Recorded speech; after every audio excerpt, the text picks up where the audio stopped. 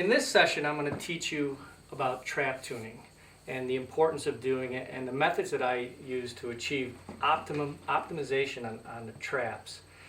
For the past 30 years, I've had the great luxury of trapping a lot of different fur bearers, particularly canines, and I've used just about all types of brands and makes out there. I'm not endorsing one brand over the other. I particularly look for brands that do the work that I require of them in the field. Today I'm going to walk you through tuning a 1.5 coil spring. This particular brand happens to be Duke.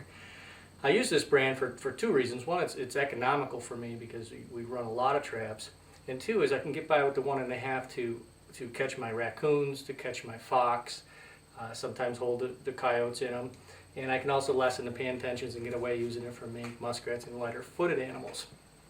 Today I'm going to teach you how I go about tuning them. Every trap needs some type of twinking. There are traps out there with posi pans and things that are relatively ready to use out of the box. For the most part, I have some of those traps in my arsenal, but most traps I've got to tune some way, shape, or form, particularly because they have dogs on them and they need some filing and notching and things like that. So I'm going to walk you how I tune up a 1.5 coil spring, and I'm then going to walk you through a 4-part series, and that is with your traps. I'm going to teach you to tune them. I'm going to teach you to clean them for the season, prior to the season. I'm going to teach you how to dye them, prepare them for both camouflage, if you would, and also to make them last longer, and lastly to wax. So it's a 4-part series you're going to take part in with me, and the first part of it is tuning up the traps. When I receive a new trap that I've picked up, typically they all come boxed up for you, and when they come like this from the factory, I mean, they need a lot of work. And I'm going to pull a couple of these out for you. Just put this aside for now. Alright, these traps, right out of the gate, for my liking, have far too much chain on them. I'm a short chain trapper if there was. If I didn't need chain, I wouldn't even use it, but I do like it for the sake of swiveling action and what have you. But the less chain I can get away with, the better I am, because it's less weight and it's less mechanisms out there that I've got to worry about.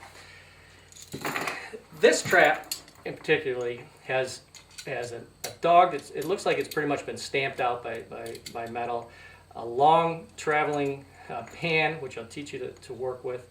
And the reason I like this particular trap, it's a pretty narrow kill zone on it. The levers are up high. It's lightweight and ready to go. So the first thing I do with all my makes pretty much is I cut the chains off. And I prepare my chains long before the season, because most traps you'll see me using are all set up this way. I'll have 6, 7, 8 inches of chain, okay? I don't like the kinky chain. I like this nice machine chain. Swivel action along with a clip. This quick link, okay, allows me to attach my cable stakes, my stakes in general, my drags, all those nice things, and I can attach it, and I can attach and also disconnect with the same link. Even on my beaver traps, I use it on all my traps, and you'll see that as I go through the other sessions. So there again is my setup, and like I said, it's about 6 or 7 inches of chain. And I have piles of these made up prior to the season and in my spare time.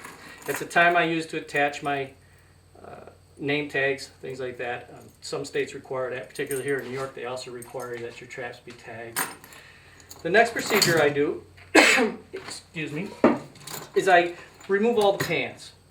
The last thing I want is a sloppy pan tension, so I take all my pans off prior to doing anything with these traps. And it's just a matter of removing the brass nut and bolt. Pull them out, and you'll end up with a 2-piece, just basically your pans and that bolt. And I put them aside. The next thing I do is pile up those pans. I just take my vice grips. With these dogs, okay, there's a lot of slop in these things, okay? They kind of just flop around. What I like to do is take that little space and crimp it down. I don't want any travel in there.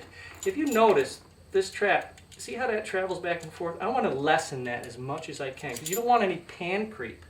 pan creep, when that canine comes and starts to put some pressure down on that pan, can oftentimes feel that, and if you've got a lot of creep in there, he can pull his foot away.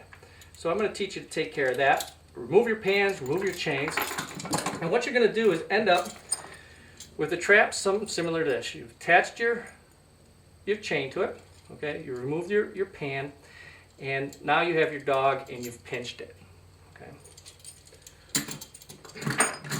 As far as the pans are concerned, I take them over to a grinder, and I literally grind down the surface and the notch, okay?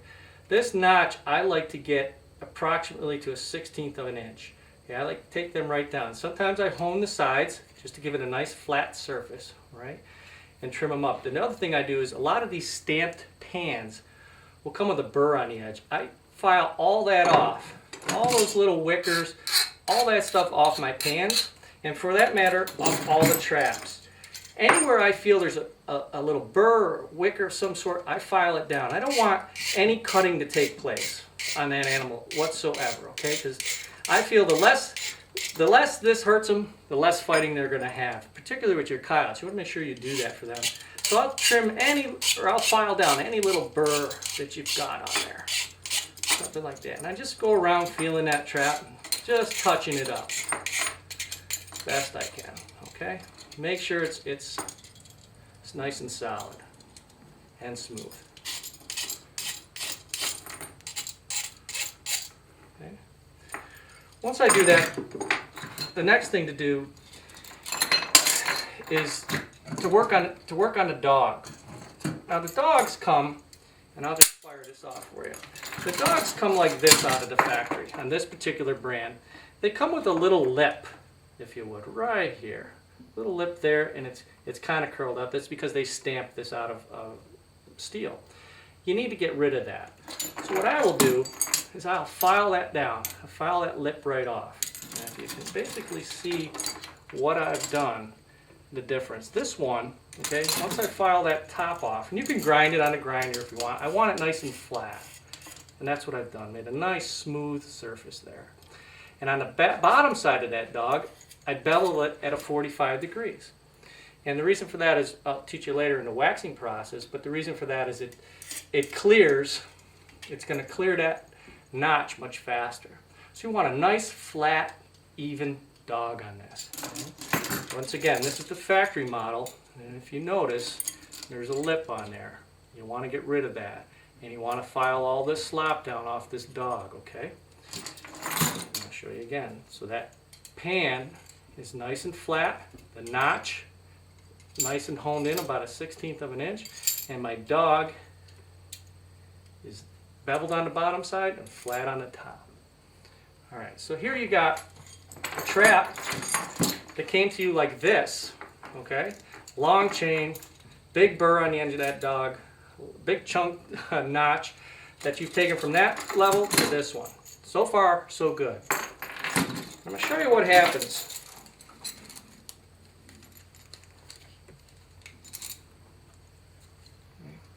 When that trap comes from the factory, and I set it, that's exactly what you get. Okay? You can't set that in the soil. And even if you try to pull that down best you can, it's not tuned. It's not a piece of performance that I'm looking for. It's a mess. And this is what you got to do.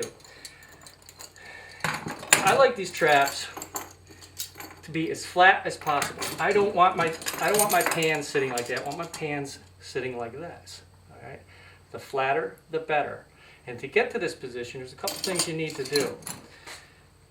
This frame here needs to be brought in. You need to take your vice grips and bend that up. By doing so, that's going to drop that pan down. And you've got to twink with that a little bit to bring that into a nice flat pan. And second of all, as I've already showed you, you've got to trim down and grind that notch off so that it becomes nice and flat. So you can see the comparison there. Okay? All right. We've tightened the dog.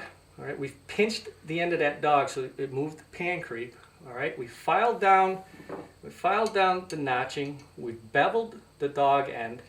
And now we've got to tension the pan. When you tension this pan, you don't want any side movement. You know, you want it nice and solid. I hear people talk a lot of times, they want a pound and a half, 2 pounds, whatever the pressure. You know, over the years I've kind of got a feel for the pressure I want. I use the mentality that the smaller the trap, unless I'm going for a light-footed animal such as mink and that, I'll loosen that pan, but I like it stiff for coyotes, fox, things like that. I want them to commit some weight to that pan before it fires off. There was an old wives' tale that hair trigger. Well, hair trigger used to be that the minute they touched it and off it went. Well, oftentimes you catch a lot of toes and knuckles and things like that, and it's not what you want. You want that animal to commit his weight to that trap, and bang, it goes off without any creep right away. So he's committed into that, and that's why you can get by a lot of times with a smaller trap, is by the stiffness of that pan. Make sure there's no side wobble, all right? And when I put pressure on this trap, now, okay, I've got about a pound, if you would. Okay? And the way I measure that, there are tools out there that allow you to test it. And if you need to do it, there's tools on the market to do that for you. Each line represents a pound. Now, I'm comfortable with anything over a pound and greater. So when I put that in that pan to fire it, I want it at least there, maybe there, before that trap fires. So you basically just put it on the center of that pan, right? And if you watch here, now watch, I've got a pound and it still hasn't fired. Okay, so I'm safe so far for this, for fox and coon and everything. I kind of liking that. A little more, still hasn't fired. So a little over a pound, a little more. I got about a pound and a half and this went off. Perfect, just the way I want it. Okay. So let's walk through it one more time. The process of doing this is a relatively simple process because you can get a lot of this work done ahead of the season. Short chain, swivel action, a quick link on the end. I changed my swivel at the trap as well. I put a heavy duty swivel in there. I just feel that the more swiveling is important, but I just feel that if I got an animal larger than the fox or coon possibly caught, I know that I've got a good chance of holding him. I file the dog down, okay, both the top, you file that down. I bevel the bottom, I tighten the dog. I have to bring in this framework if I want to lower that pan down. I tighten the pan, these brass screws, to about a pound, pound and a half. Make sure there's no side wiggle, okay? And when I'm ready to use this trap and it's in the ground, and I get about a pound and a half of weight on that thing, watch, there'll be no creep. It's just weight and bang. Okay. The tools you're going to need to do all this with are relatively simple. I mean, you can get a pound tester that just tests the pounds if you like. You need a good pair of bolt cutters so you can cut your chains, wire cutters, whatever you choose to. I use bolt cutters. A couple pairs of screwdrivers. You're going to need a good pair of vice grips, a pair of pliers, and really 1 or 2 files. That's all you need. You don't need to spend all your time doing one part of it. Take time out of your day, do a little bit here, a little bit there. Over time, at least with me, I mean, in the off season, that I can be doing this and not make it feel like a job, you know, or a chore. I actually spend time here because I know that the time spent here tuning my equipment is the time spent in that field of confidence. Meaning, I know that when I set that trap in the field, it's ready. It's going to do the job that I've bought it for. So I love that confidence. So I spend my time on the tuning tables and get as much of this equipment and things out of the way prior to the season. The last thing I want to be thinking about during the season is my trap, the most performing trap that I have. Am I questioning, did I tune it the right way? Is my chains good? I don't want this. The last thing I want is that mess out in the field. I want a flat setting, ready to fire trap that is going to catch the intended animal. So that's kind of a quick overview of how I tune these traps.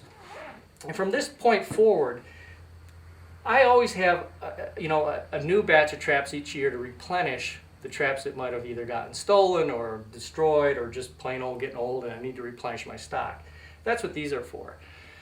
I use these, I still need time to prepare to rust these things, clean them up, get some rust out of them so I can prepare for them to be dyed and waxed and what have you.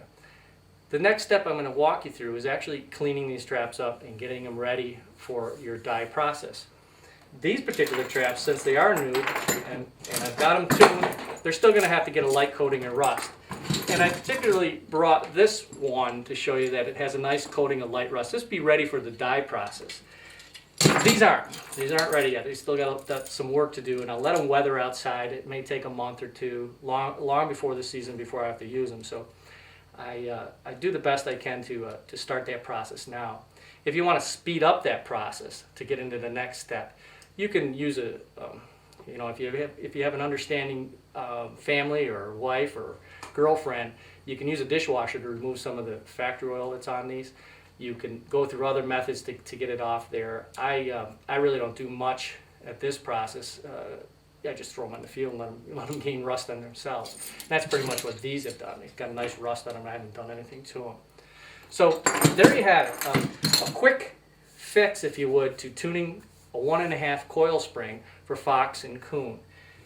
The next step, again, is going to be cleaning the rusty traps up, because I have traps that I used last year that still have wax on them, build up, dye, and things like that. They get gunky. I want to remove some of that off before I go to the dye process. So the next step is going to be cleaning. And the overall point that I'm making here is a working trap is an effective trap. A tuned trap is a performing trap. And that's what you want to understand. Make your equipment work to its best for you. Spend some time on the tuning table, and I think you're going to be I know you'll be a lot more confident, and I'm certain you're going to be really proud of the fur you're going to catch.